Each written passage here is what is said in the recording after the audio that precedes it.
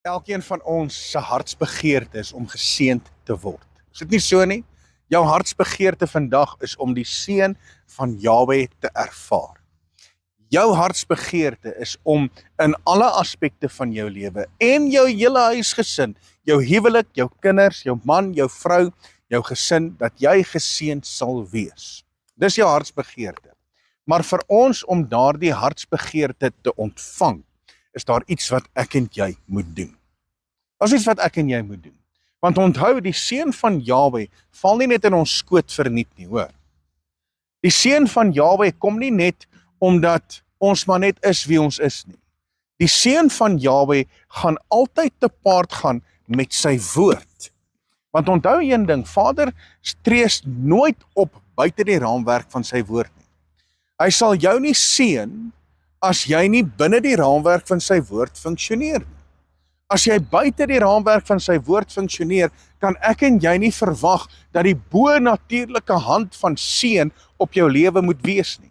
Hy gaan jou waarsku, hy gaan met jou praat, hy gaan vir jou sê, my kind, jy moet hierdie dinge regkry in jou lewe, jy moet hierdie dinge korrigeer, jy moet terugkom in my weë en wandel in my weë, sodat my seën op jou kan rus. So ek wil jou gou vat na die boek van 1 Kronieke, hoofstuk 13. En hier's iets wat gebeur hier in hoofstuk 13 vers 14. Nou luister gou hier en dan gaan ek hierdie aan jou verduidelik. Nou luister gou hier. En die ark van Elohim het by die huis van Obed-Edom in sy huis gebly 3 maande lank. En Jahweh het die huis van Obed-Edom geseën met alles wat hy gehad het. So hierdie man se huis is geseënd en ek weet dis vandag jou hartsbegeerte om ook die seën van Jahweh te ontvang, onbeperk op jou lewe. Maar wat moet ek en jy doen? Nou hierdie gedeelte kom openbaar dit eintlik aan ons. Want die ark van Jahweh, die ark van die verbond, het ingekom in die huis van Obed-Edom. So wat beteken die ark van die verbond en hoe het Vader hom nou natuurlik geseën as gevolg van die ark? Want die ark verteenwoordig Vader se teenwoordigheid. Dis Vader se teenwoordigheid, dis Jahweh se almag, sy krag, sy teenwoordigheid. En as jy geseënd wil wees, dan moet jy die atmosfeer regkry in jou huis en skep dat Jahweh se teenwoordigheid altyd daar welkom sal wees. In ander woorde, jy moet sy teenwoordigheid soek. Jy moet sy teenwoordigheid soek in jou huishouding. Dit moet inkom in jou huisgesin, onder jou vrou, onder jou kinders. So jy moet seker maak dat jou kinders en jou vrou en jou man en jou huisgesin is in lyn met God se woord, dat Vader se teenwoordigheid daar welkom is. Want die ark van die verbond verteenwoordig Vader se teenwoordigheid. Die ark van die verbond verteenwoordig ook sy genade en sy barmhartigheid. Want die deksel, die versoensdeksel oor die ark van die verbond, was nou natuurlik in die tabernakel en eenmaal 'n jaar het die priester ingestap en het die bloed gesprinkel oor die versoensdeksel. En daardie versoensdeksel het versoening gebring tussen die volk en Jahweh ons Elohim. Met ander woorde, dit verteenwoordig Jahweh se genade om ons vry te spreek van alle sonde en alle ongeregtigheid. Alleen deur die bloed, want die bloed was gesprinkel oor die versoensdeksel. Met ander woorde, my en jou lewe moet gesleutel en gegrond wees in Yeshua. So ons moet gewas wees deur die bloed van die lam. En as ek en jy skoon gewas is deur die bloed van die lam, daar is versoening tussen my en die lewende God. Met ander woorde, alle sonde en alle ongeregtigheid is uitgewis in ons lewe. Dan kan ons sy guns en sy versoening ervaar. Wanneer ek sy guns op my lewe het, dan kom die seën. Dan kom sy seën. En dit beteken ook dat wanneer die versoensdeksel, wat nou natuurlik versoening bring, wanneer die bloed oor dit is, dan beteken dit ek staan in 'n verbond met die lewende God. En daardie verbond is opgeteken in sy woord. En die verbond beteken dat ek en jy moet wandel in geregtigheid en wandel in sy weë. As ek en jy wandel in geregtigheid, dan kom die seën. As ek en jy gehoorsaam is aan sy insettinge en sy verordeninge, dan kom die seën. Want wat was binne die ark van die verbond? Wat was binne die ark van die verbond? Binne die ark van die verbond is nou natuurlik die kliptafels, die getuienis. Die kliptafels, dis die wet van Jahwe. Dis binne die ark van die verbond. Met ander woorde, Jahwe sê eintlik vir ons, hy skryf die wet in ons hart. Dis in ons hart. Dis nie meer op die kliptafels nie, net soos wat dit in die ark van die verbond is, wat Vader se teenwoordigheid beteken, so is sy gees inwonend in ons, so sy teenwoordigheid moet in ons wees. En wanneer sy teenwoordigheid in ons is, dan is die wet geskryf op ons hart. Staan in die woord.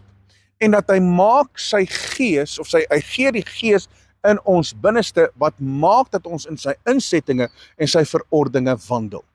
Dis wat gebeur wanneer ek en jy die woord of die gebooie op ons hart geskrywe is. Want dan wandel ons daarin.